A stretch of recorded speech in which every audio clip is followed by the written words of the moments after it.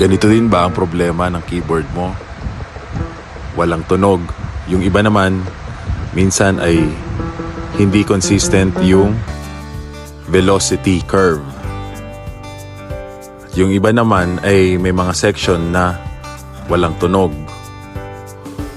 Dito, ginagawa natin yan for only 500 pesos starting.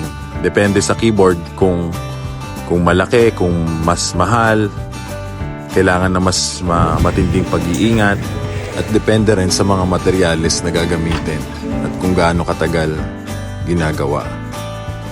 Pero mura lang yan, hindi ako maniningil ng mahal.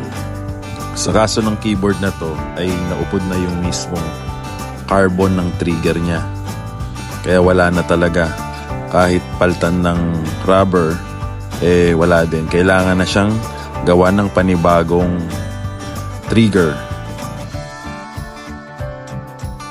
Ayan.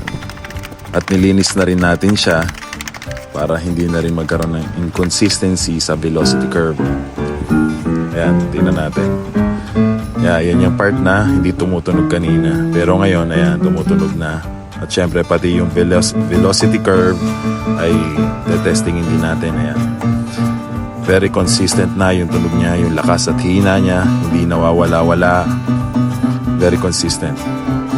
Kaya kung meron kang sirang keyboard dyan na hindi mo na magamit dahil nga tinatamad ka na at very inconsistent na yung tunog, ay subukan mong ipagawa sa akin, at kapag hindi ko yan magawa, hindi mo babayaran. Pero pag nagawa ko, doon mo palang babayaran.